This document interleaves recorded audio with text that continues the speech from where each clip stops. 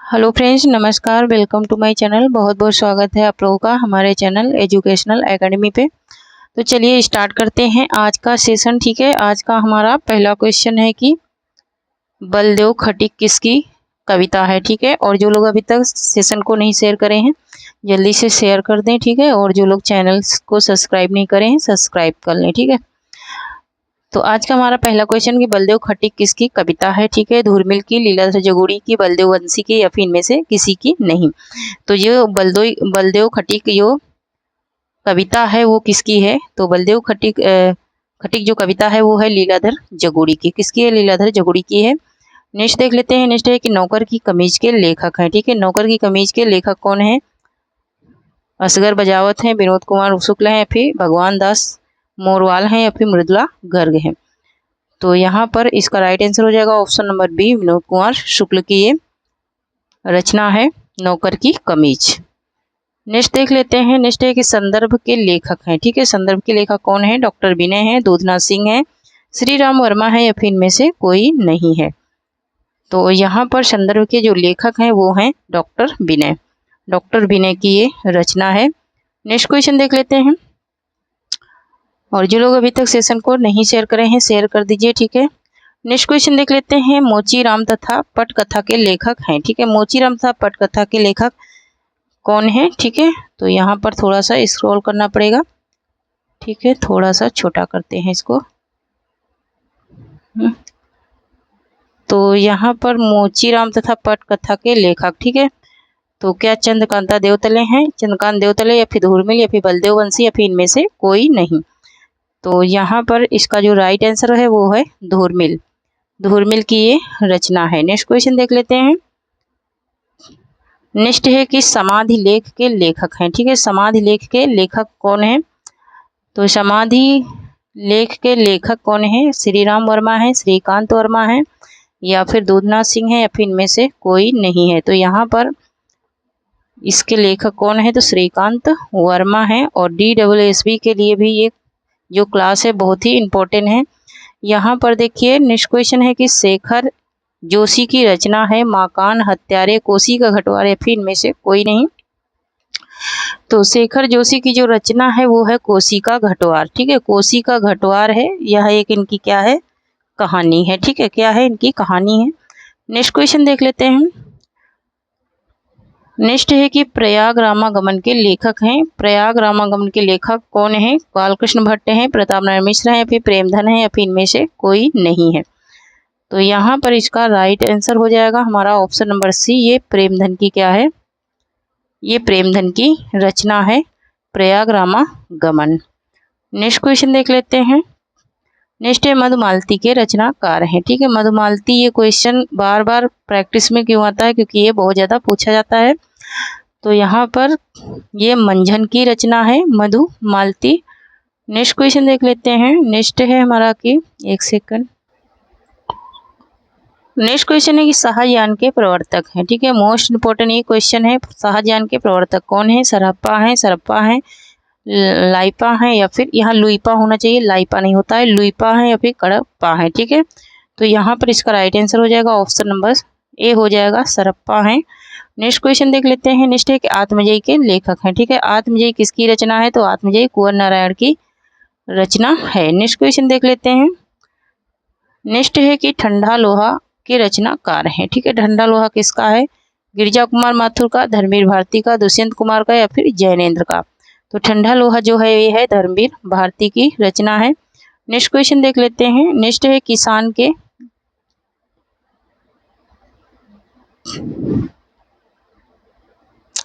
की रचनाकार है। ठीक है, किसान किसकी कृति है? मैथिली शरण गुप्त की, निराला की, हरिओध की, या फिर प्रसाद की।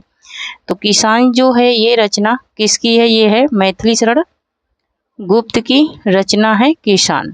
नेक्स्ट क्वेश्चन देख लेते हैं। नेक्स्ट है कि शिवा साधना नाटक है। शिवा साधना जो नाटक है ये किसका है? ये पूछ रहा है शिवा साधना। ठीक है, प्रसाद का है, हरिकृष्ण का है, या फिर सेठ गोविंद दास का है, या फिर उदय शंकर भट्ट का है। तो यहाँ पर शिवा साधना जो नाटक है ये है हरिकृष्ण प्रेमी का नाटक है। नेक्स्ट क्वेश्चन देख लेते हैं। नेक्स्ट है कि जनमेजय का नागयज्ञ के लेखक हैं। ठीक है, जनमेजय का नागयज्ञ किसकी रचना है? पंत की है, निराला की है, प्रसाद की है या फिर हरिओध की है। ठीक है, तो यहाँ पर जो जनमेजय का नागयज्ञ, ठीक है, जनमेजय का नागयज्ञ किसकी? ये प्रसाद का नाटक है। नेक्स्ट क्वेश्चन देख लेते हैं। नेक्स्ट है कि गोदान उपन्यास है। ठीक है, ये गोदान उपन्यास ये किस प्रकार का उपन्यास है? ये बात पूछी जा रही है। यथार्थवादी, आदर्शोमुखी यथार्थवादी या फिर आदर्शवादी या फिर यथार्थोमुखी आदर्शवादी। ठीक है, तो यहाँ पर इसका जो राइट आंसर है वो हो जाएगा ऑप्शन नंबर ए, यथार्थवादी ये उपन्यास है। नेक्स्ट क्वेश्चन देख लेते हैं। नेक्स्ट है हमारा कि वैराग्य संदीपनी के रचनाकार हैं। सूरदास, रहीमदास, तुलसीदास या फिर नंददास हैं। तो यहाँ पर इसका राइट आंसर हो जाएगा ऑप्शन नंबर सी, तुलसीदास की रचना है वैराग्य संदीपनी। नेक्स्ट क्वेश्चन है अपराजिता के लेखक हैं। 2021-22 टीजीटी में ये क्वेश्चन आया है। ठीक है, 21-22 के टीजीटी में ये क्वेश्चन आया है। नरेंद्र शर्मा है, अंचल हैं या फिर दिनकर या फिर माखनलाल चतुर्वेदी हैं। तो ये किसकी रचना है? ये रामेश्वर शुक्ल अंचल की रचना है। इनका पूरा नाम है रामेश्वर शुक्ल अंचल। नेक्स्ट क्वेश्चन देख लेते हैं। नेक्स्ट है कि सागर मुद्रा के लेखक हैं। मुक्तिबोध हैं, अज्ञेय हैं, धर्मवीर भारती हैं या फिर गिरिजा कुमार माथुर हैं। तो सागर मुद्रा जो रचना है ये किसकी रचना है? तो ये है अज्ञेय की रचना है सागर मुद्रा। नेक्स्ट क्वेश्चन देख लेते हैं। नेक्स्ट है कि उदयभान चरित के लेखक हैं। ठीक है, उदयभान चरित के लेखक कौन है? उदयभान चरित है ना, तो उदयभान चरित के लेखक कौन है? इंशाल्लाह खां है। रानी केतकी का कहानी का दूसरा नाम है उदयभान चरित्र।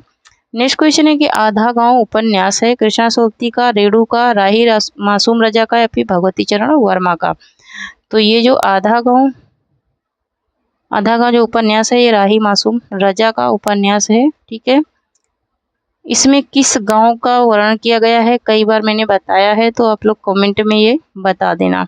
नेक्स्ट है कि अमन का राग के लेखक हैं। अमन का राग किसकी कहानी है? भवानी प्रसाद मिश्र की, मुक्तिबोध की, शमशेर बहादुर सिंह की या फिर इनमें से किसी की नहीं। ठीक है, अमन का राग। ठीक है, तो अमन का राग जो है वो है शमशेर बहादुर सिंह की रचना है। नेक्स्ट क्वेश्चन देख लेते हैं। नेक्स्ट है कि हिंदी के प्रथम गद्यकार हैं। ठीक है, बालकृष्ण भट्ट हैं, लल्लू लाल हैं, भारतेंदु हरिश्चंद्र हैं या फिर शिव प्रसाद सितारे हिंद हैं।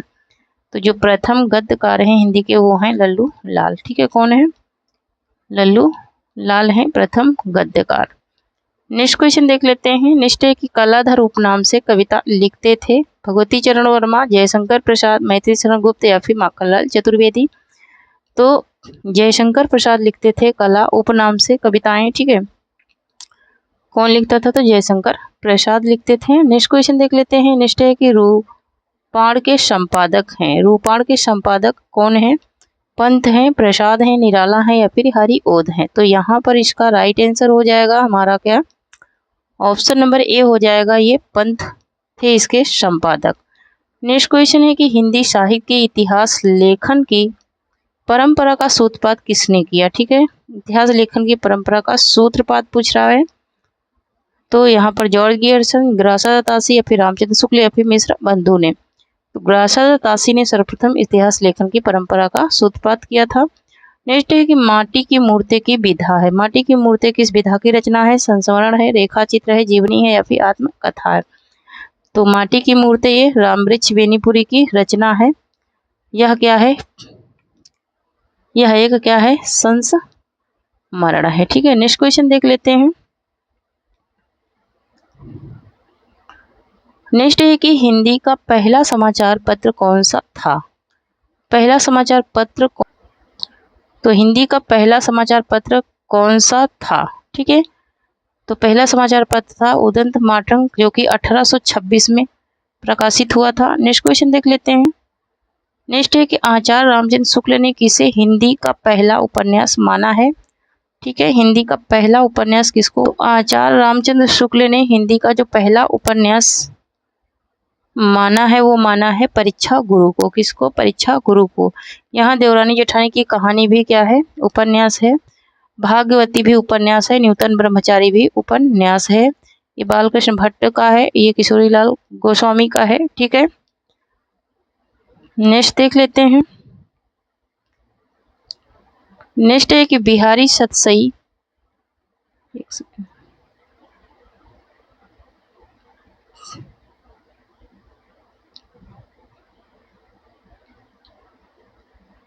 बिहारी सतसई पर फिरंगे सतसई नाम से फारसी भाषा में एक टीका लिखी गई, किसके, जिसके टीकाकार हैं फिराक गोरखपुरी है, आनंदी लाल शर्मा है, या फिर अमीर खुसरो, या फिर मिर्जा गालिब हैं। ठीक है, तो यहाँ पर इसका राइट आंसर हो जाएगा option number B, Anandi Lal Sharma है। कौन है, तो आनंदी लाल शर्मा है। ठीक है, नेक्स्ट देख लेते हैं।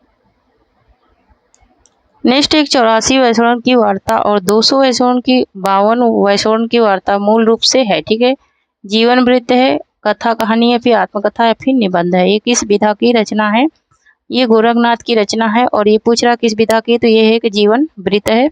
नेक्स्ट देख लेते हैं।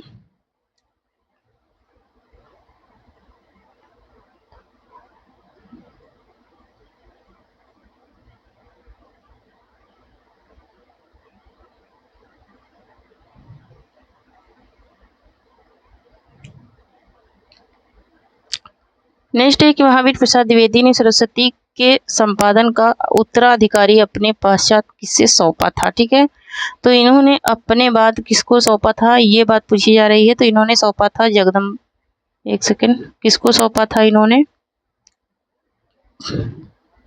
तो इन्होंने अपने बाद किसको अपनी जिम्मेदारी सौंपा था, किसकी, सरस्वती पत्रिका की, तो इन्होंने सौंपा था पंडित देवीदत्त शुक्ल के हाथों में। ठीक है, पंडित देवीदत्त शुक्ल के हाथों में इन्होंने सौंपा था। नेक्स्ट क्वेश्चन देख लेते हैं।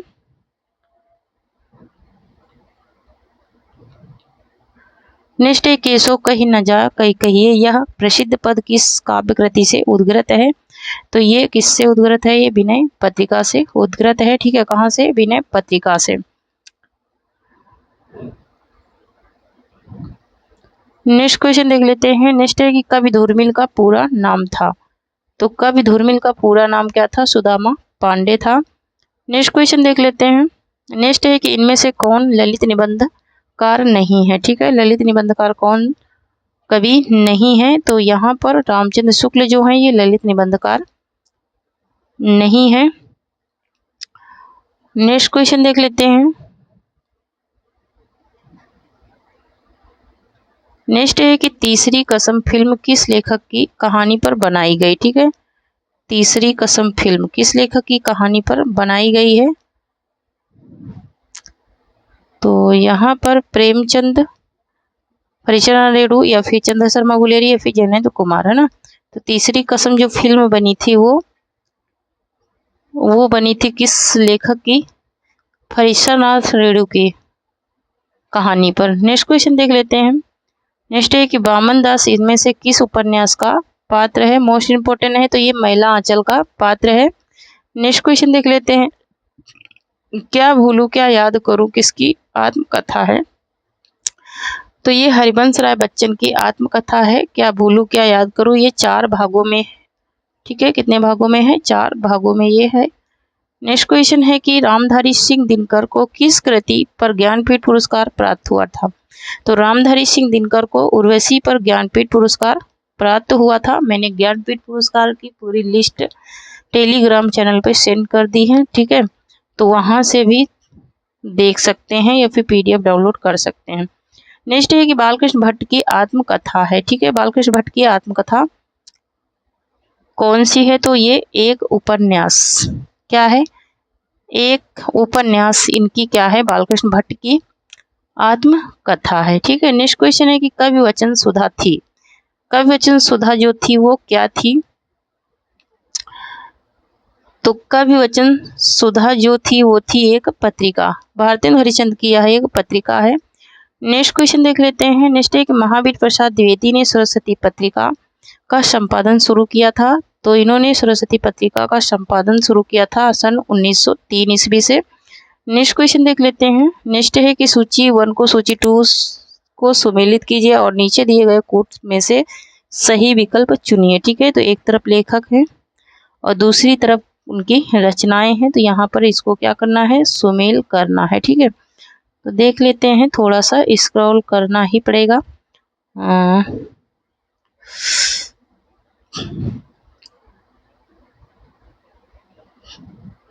तो यहाँ पर बाण भट्ट की आत्मकथा ये है हजारी प्रसाद द्विवेदी की।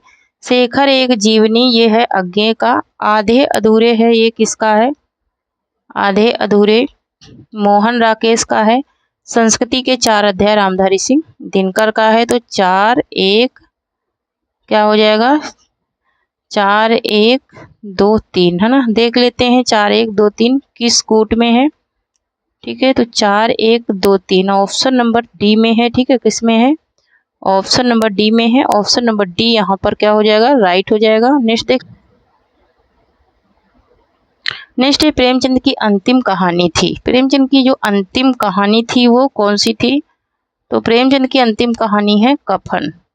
नेक्स्ट क्वेश्चन देख लेते हैं। नेक्स्ट है कि ज्ञानपीठ पुरस्कार से सम्मानित नहीं किए गए कवि हैं। तो ज्ञानपीठ पुरस्कार से सम्मानित किसको नहीं किया गया है, ये पूछा जा रहा है। ठीक है, तो ज्ञानपीठ पुरस्कार की बात हो रही है और सम्मानित की बात हो रही है कि किसको नहीं सम्मान मिला है ज्ञानपीठ पुरस्कार का। तो यहाँ पर जयशंकर प्रसाद को ज्ञानपीठ पुरस्कार नहीं मिला है, सबसे पहला सुमित्रानंद पंत को मिला था। नेक्स्ट देख लेते हैं, इनमें से किस कवि की प्रेमिका का नाम सुजान था। तो यहाँ पर घनानंद की प्रेमिका का नाम सुजान था। नेक्स्ट क्वेश्चन है कि द्विवेदी युग नामकरण किसके नाम के आधार पर पड़ा। तो ये द्विवेदी युग जो नामकरण हुआ था वो हुआ था महावीर प्रसाद द्विवेदी के नाम पर। नेक्स्ट क्वेश्चन देख लेते हैं। नेक्स्ट है हमारा कि हिंदी साहित्य का इतिहास लिखने वाले प्रथम लेखक हैं। तो हिंदी साहित्य का इतिहास लिखने वाले प्रथम लेखक हैं ग्रासादा तासी हैं। नेक्स्ट क्वेश्चन देख लेते हैं। नेक्स्ट है कि रामचंद्र शुक्ल के अनुसार हिंदी साहित्य के आदिकाल की समय सीमा है। ठीक है, तो हिंदी साहित्य के आदिकाल की समय सीमा क्या है, तो 1050 से सन 1375 है। क्या है, 1050 से 1375 है। ठीक है, लेकिन यहाँ पर इस संवत में है। ठीक है, विक्रमी संवत में है, विक्रमी संवत में है 1050 से विक्रमी संवत 1375। ऑप्शन नंबर ए यहाँ पर क्या होगा, राइट हो जाएगा। नेक्स्ट क्वेश्चन देख लेते हैं। नेक्स्ट है कि पंडित चंद्र शर्मा गुलेरी ने किसको पुरानी हिंदी का प्रथम कवि स्वीकार किया है। ठीक है, तो चंद्र शर्मा गुलेरी ने स्वीकार किया है राजा मुंज को। राजा मुंज को इन्होंने स्वीकार किया है पहला कवि। नेक्स्ट क्वेश्चन है कि नवीन रिपोर्तार्ज की परंपरा किस रचना से आरंभ होती है। तो नवीन रिपोर्तार्ज की जो ये लक्ष्मीपुरा से, कहाँ से आरंभ होती है, लक्ष्मीपुरा से आरंभ होती है। नेक्स्ट क्वेश्चन है कि किस रासो ग्रंथ को आला खंड के नाम से जाना जाता है। ठीक है, तो किसको जाना जाता है, यहाँ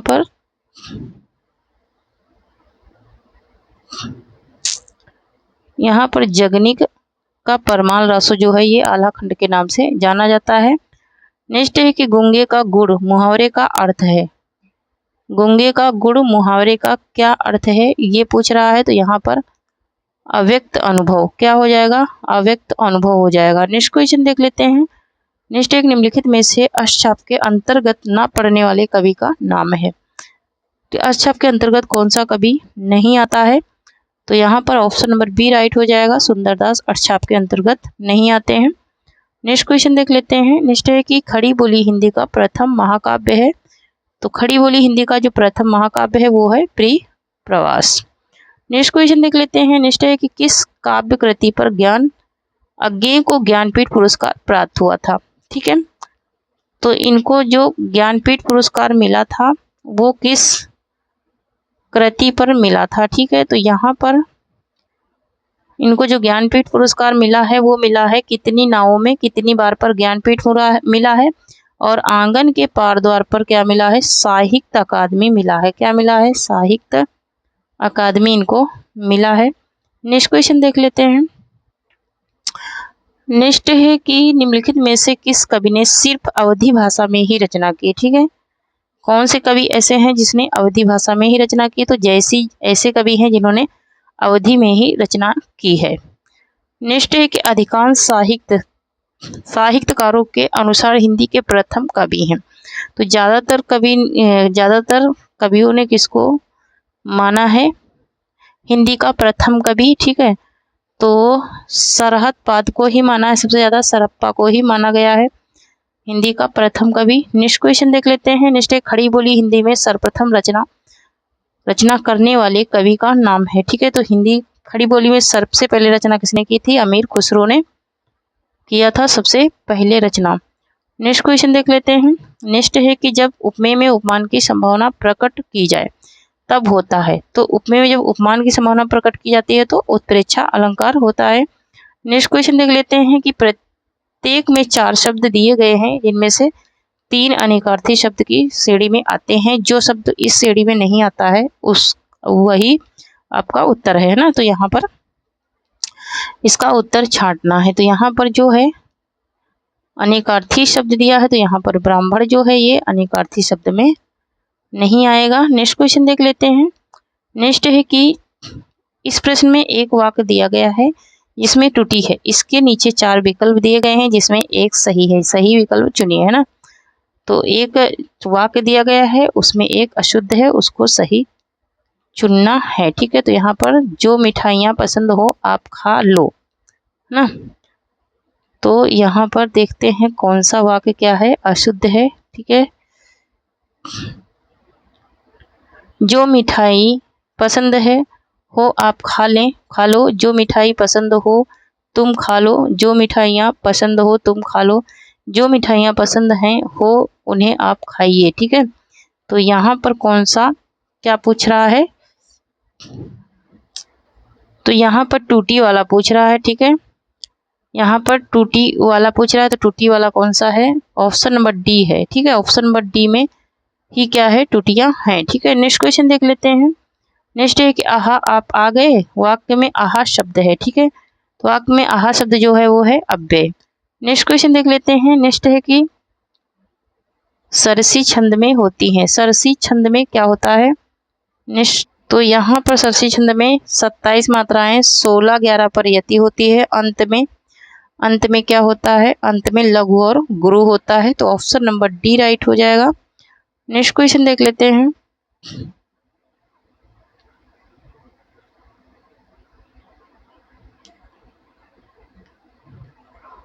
नेक्स्ट एक उत्तर प्रदेश सरकार द्वारा सन 1947 ईस्वी में गठित देवनागरी लिपि सुधार समिति के अध्यक्ष थे।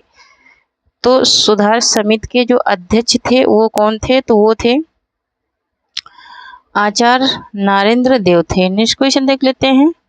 नेक्स्ट है भूतकाल के कितने भेद हैं, ठीक है। तो भूतकाल के टोटल कितने भेद हैं? तो यहाँ पर 6 भेद हैं भूतकाल के टोटल, ठीक है। नेक्स्ट क्वेश्चन देख लेते हैं। नेक्स्ट है घर से आपका घर 5 किलोमीटर दूर है, मेरे घर से आपका घर 5 किलोमीटर दूर है। इस वाक्य में घर से में कौन सा कारक है, ठीक है। कह रहा कि घर से में कौन सा कारक है? तो यहाँ पर अपादान कारक है, क्योंकि वो दूर है, दूर मतलब कि अलग है, इसलिए अपादान कारक हो जाएगा। नेक्स्ट है कि निम्नांकित वाक्यों में क्रिया विशेषण युक्त वाक्य कौन सा है, ठीक है। तो क्रिया विशेषण वाक्य है लड़का रोते रोते घर पहुंचा, यही क्रिया विशेषण वाक्य होगा। नेक्स्ट क्वेश्चन है कि अव्यवस्थित वाक्य खंडों से क्रमबद्ध वाक्य बनाइए और उचित क्रम चुनिए, ठीक है। तो क्रमबद्ध वाक्य बनाना है और इसका उचित क्रम बताना है। तो यहाँ पर इसका राइट आंसर हो जाएगा ऑप्शन नंबर, यहाँ पर इसका राइट आंसर हो जाएगा ऑप्शन नंबर डी, ठीक है। क्या हो जाएगा? ऑप्शन नंबर डी तीसरा, ठीक है, पांचवा और दूसरा, फिर पहला, फिर चौथा, फिर छठा, यही हो जाएगा इसका राइट आंसर, ठीक है। नेक्स्ट क्वेश्चन देख लेते हैं। नेक्स्ट है कवि का स्त्रीलिंग होगा। तो कवि का स्त्रीलिंग क्या हो जाएगा? कवयित्री हो जाएगा। ऑप्शन नंबर सी राइट हो जाएगा। नेक्स्ट क्वेश्चन देख लेते हैं। निम्नलिखित में से कौन सा शब्द कमल का पर्यायवाची नहीं है, ठीक है। कमल का पर्यायवाची कौन सा शब्द नहीं है? तो ऑप्शन नंबर बी जलद नहीं है। जलद किसका है? तो बादल का है। नेक्स्ट देख लेते हैं। नेक्स्ट है कि तब्यत और अनियर प्रत्यय का प्रयोग होता है, ठीक है। तब्यत और अनियर प्रत्यय का प्रयोग किस में होता है, तो चाहिए के अर्थ में होता है। नेक्स्ट क्वेश्चन देख लेते हैं। नेक्स्ट एक वीर रस का अस्थाई भाव है, ठीक है, तो वीर रस का अस्थाई भाव क्या होगा, उत्साह हो जाएगा। नेक्स्ट क्वेश्चन है कि नीलोपतम शब्द में समास है, ठीक है, नीलोपतम शब्द में समास है कर्मधारय। कौन सा समास है, तो कर्मधारय समास है। नेक्स्ट क्वेश्चन देख लेते हैं। यदि आ के बाद ई या ई आए तो दोनों मिलाकर के ए हो जाते हैं, यह स्वर संधि कहलाती है। कौन सी स्वर संधि कहलाती है, तो ये गुण स्वर संधि कहलाती है। नेक्स्ट क्वेश्चन देख लेते हैं। नेक्स्ट है कि राष्ट्र की भाववाचक संज्ञा क्या हो जाएगी, तो राष्ट्रीयता हो जाएगी, राष्ट्र की भाववाचक संज्ञा। नेक्स्ट है कि कोई और कुछ का प्रयोग इनमें से किस सर्वनाम में किया जाता है, तो अनिच्छावाचक सर्वनाम में कोई और कुछ का प्रयोग किया जाता है। नेक्स्ट है कि तीसरा क्या है, तीसरा में इसका पर्यायवाची बताना है, तो तिनका और घास हो जाएगा। क्या हो जाएगा, तृणा का और घास हो जाएगा। नेक्स्ट वर्तनी की दृष्टि से इनमें अशुद्ध शब्द है, ठीक है, अशुद्ध शब्द कौन सा है वर्तनी की दृष्टि से, तो यानी जो है अशुद्ध शब्द है। नेक्स्ट क्वेश्चन देख लेते हैं। नेक्स्ट निम्नलिखित में से कौन सा युग्म सही सुमेलित नहीं है, ठीक है, तो कौन सा युग्म जो है वो सही सुमेलित नहीं है, ठीक है, शब्द युग्म की जोड़ी है और शब्द युग्म की जोड़ी में कौन सा सुमेलित नहीं है, तो यहाँ पर कपास का करपट नहीं होता है, ठीक है। नेक्स्ट क्वेश्चन देख लेते हैं।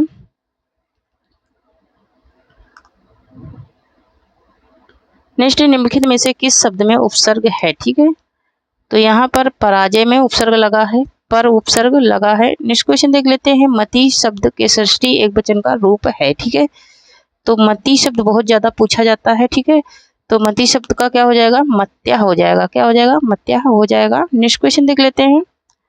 नेक्स्ट है कि निम्नलिखित में से कौन सा वाक्य कर्मवाचक का उदाहरण है, ठीक है, कर्मवाचक का उदाहरण है कौन सा वाच्य, ठीक है, तो यहाँ पर इसका राइट आंसर हो जाएगा ऑप्शन नंबर ए, शीला से पढ़ा नहीं, शीला से पढ़ा भी नहीं जाता, नहीं ये नहीं होगा। यहाँ पर कर्मवाच्य पूछ रहा है, ठीक है, शीला से हंसा भी नहीं जाता, शीला से चला भी नहीं जाता, शीला से हिला भी नहीं जाता, ठीक है, तो यहाँ पर हाँ यहाँ भी लग गया ना, तो से और भी है ना, तो शीला से पढ़ा नहीं जाता यही होगा, ठीक है, कर्मवाच्य यही होगा, ठीक है। नेक्स्ट क्वेश्चन देख लेते हैं। नेक्स्ट है जो पहले कभी ना हुआ हो वाक्यांश के लिए प्रयुक्त शुद्ध एक शब्द है, ठीक है, जो पहले कभी ना हुआ हो तो क्या हो जाएगा, अद्वितीय हो जाएगा, ठीक है, क्या हो जाएगा, जो पहले कभी ना हुआ हो पूछ रहा है ना, तो ये अभूतपूर्व हो जाएगा। क्या हो जाएगा, अभूतपूर्व हो जाएगा, ठीक है। नेक्स्ट क्वेश्चन देख लेते हैं। नेक्स्ट है कि नीचे दिए गए वाक्य में रिक्त स्थानों के लिए उपयुक्त शब्द चुनिए। स्वतंत्रता संग्राम में गांधी जी ने कई बार क्या किया, है ना, तो यहाँ पर क्या भरा जाएगा, गांधी जी ने कई बार क्या किया, तो यहाँ पर क्या किया उन्होंने, आमरण अनशन किया था, उन्होंने आमरण अनशन किया था, मतलब कि भूख हड़ताल किया था। नेक्स्ट है कि काला घोड़ा दौड़ता है क्रिया विशेषण है, ठीक है, ये कौन सा क्रिया विशेषण है, तो यहाँ पर काला जो है वो क्या है, क्रिया और विशेषण दोनों है, ठीक है। नेक्स्ट क्वेश्चन है कि मूक का विलोम होगा, तो मूक का विलोम क्या हो जाएगा, वाचाल हो जाएगा। नेक्स्ट क्वेश्चन है कि सुख दुख के बीच लगने वाला चिन्ह है, ठीक है, तो सुख दुख के बीच जो चिन्ह लगता है वो चिन्ह लगता है कौन सा, वो योजक चिन्ह लगता है, ठीक है, कौन सा योजक चिन्ह लगता है। नेक्स्ट क्वेश्चन है प्रसन्नता शब्द में कौन सी ध्वनि है, तो प्रसन्नता शब्द में युग्मक ध्वनि है, कौन सी ध्वनि है, तो युग्मक ध्वनि है।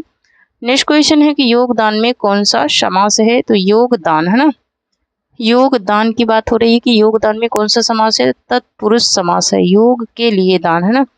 नेक्स्ट क्वेश्चन देख लेते हैं। उच्चवास का सही संधि विच्छेद है, ठीक है, उच्च का क्या हो जाएगा, उत्धन, ये नहीं होगा, ये होगा ऑप्शन नंबर सी होगा, उत्धन श्वास हो जाएगा। क्या हो जाएगा, उत्धन श्वास हो जाएगा। नेक्स्ट क्वेश्चन देख लेते हैं। नेक्स्ट है कि जो हर समय अपना मतलब साधता हो उसे क्या कहा जाता है। ठीक है, तो जो हर समय अपने ही मतलब में रहता है वो स्वार्थी कहलाता है। नेक्स्ट क्वेश्चन देख लेते हैं। बहिर्मुखी शब्द में कौन सा उपसर्ग है।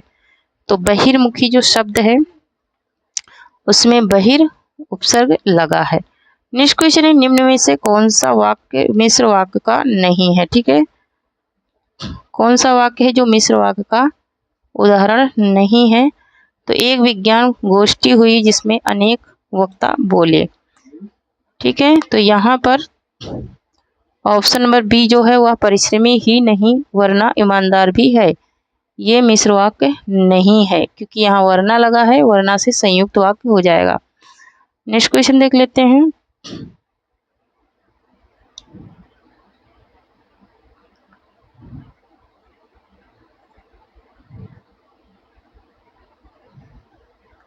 नेक्स्ट है कि साहित्य जनता की चित्तवृत्ति का संचित प्रतिबिंब है। यह उक्ति किसकी है। तो यह उक्ति किसकी है यहाँ पर। तो यह है रामचंद्र शुक्ल की उक्ति।